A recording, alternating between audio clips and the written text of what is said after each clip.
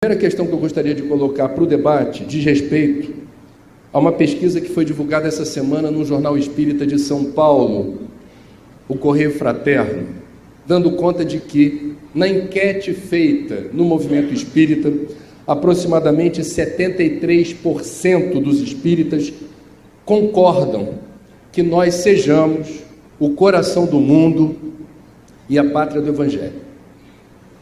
A obra de Humberto de Campos, psicografada por Chico, se eu bem me lembro, dá conta de que sim, a espiritualidade maior conduziu inúmeros processos que resultaram na nação brasileira. Entretanto, a partir da proclamação da República, alcançamos a maioridade espiritual e as escolhas que estamos fazendo desde então definem um projeto de país que é responsabilidade coletiva nossa. Bom, eu vou fazer uma pergunta, como não poderia deixar de ser, o jornalismo é assim, a gente podia fazer uma moderação café com leite, mas eu vou fazer uma moderação tanto apimentada, eu vou trazer ingredientes assim, calientes.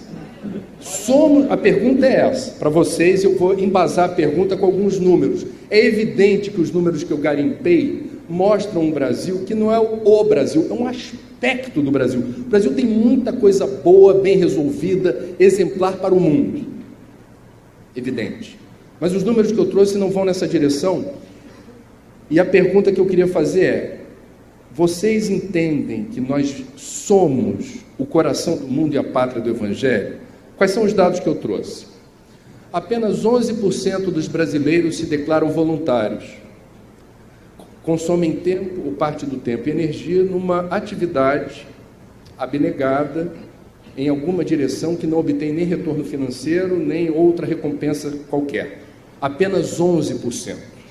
Quando você pergunta para todas as faixas etárias, quantos já fizeram alguma mão de obra voluntária, apenas 30% dos brasileiros declaram que sim. Outros números importantes, quando a gente pega o fenômeno da violência. A violência é um fenômeno internacional, mas o Brasil é o país do mundo com o maior número absoluto de homicídios. Por ano, 58.800 assassinatos, o que dá uma média de 160 homicídios por dia.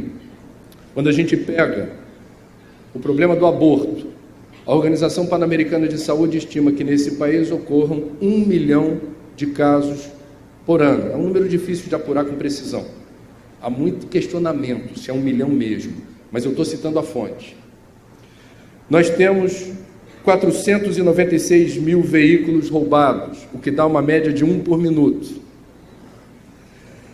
Nós temos aquele que já é considerado o maior escândalo de corrupção da história da humanidade, revelado a partir da Operação Lava Jato em valores desviados e por pessoas que deveriam nos representar.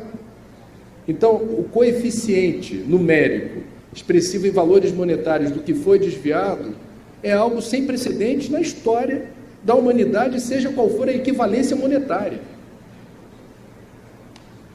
Somos o coração do mundo, a pátria do Evangelho.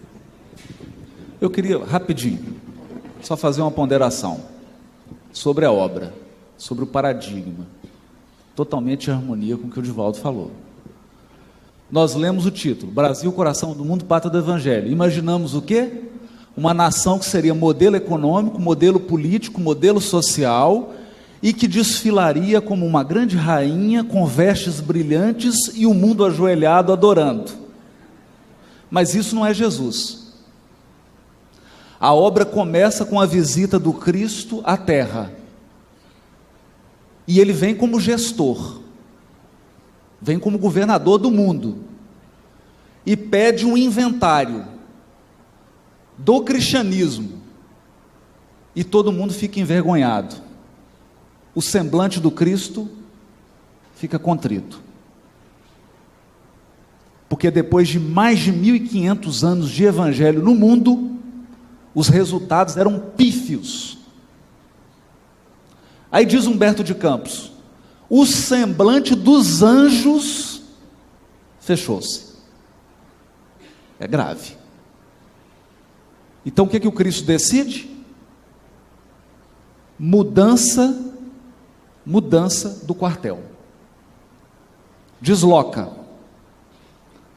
escolhe um ambiente geográfico, porque magneticamente o Brasil é coração do mundo, possa qualquer um aqui negar. Magneticamente aqui é o coração do mundo.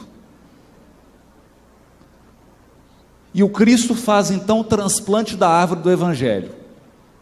Aí nós vemos a nomeação do governador, Ismael. E Jesus não fala nada. Ele deixa a assessoria para falar aos pouquinhos. Quando a coisa começa a esquentar, Ismael pede uma reunião com Cristo. Isso está no livro, mas a gente não lê, né? Ismael pede uma assessoria, senta em frente a Jesus. O anjo, quando ele começa a falar, não dá conta, chora, porque os problemas já eram gigantes. Chora por quê? Fala, não vai dar certo. Mestre, não dá. O Senhor pediu para formar essa nação com o povo mais simples da Europa, o mais trabalhador, porque os outros estavam viciados no materialismo e na posse.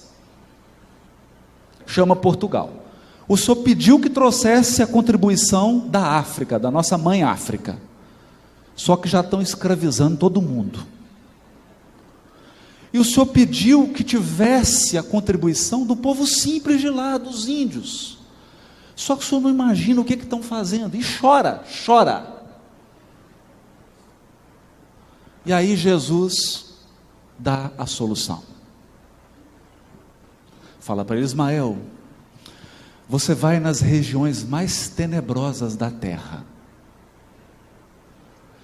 e vai chamar todos os espíritos que faliram nas cruzadas, todos que faliram na Inquisição, todos os políticos corruptos da terra, todos os generais assassinos do mundo, todos os religiosos que se desvirtuaram por 3, 4 mil anos.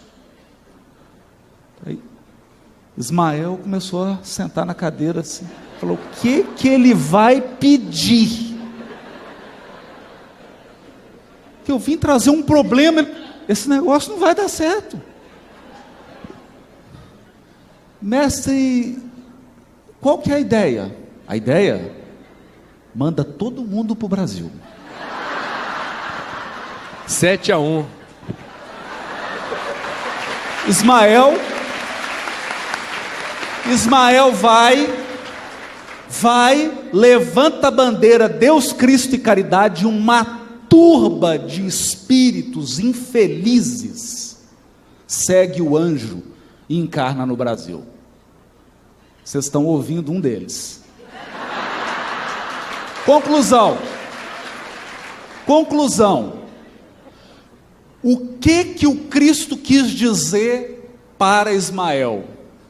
Eu não vim para os sãos, eu vim para os doentes. Brasil é hospital, não é galeria de arte. Esse país não foi feito para exibir santos, foi feito para regenerar seres.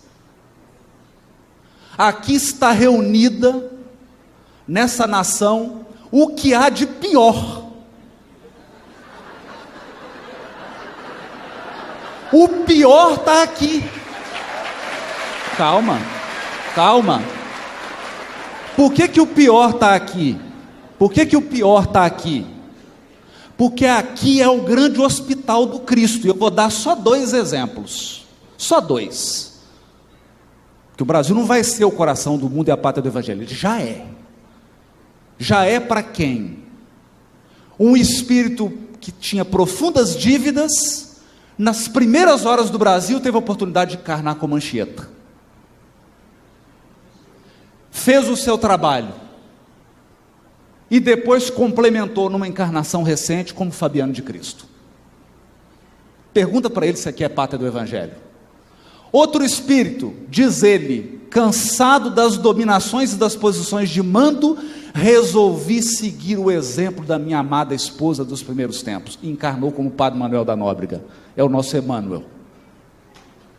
Então esse país aqui já regenerou muitos espíritos que não teriam condições de ser regenerados em outros lugares do mundo, e está nos acolhendo.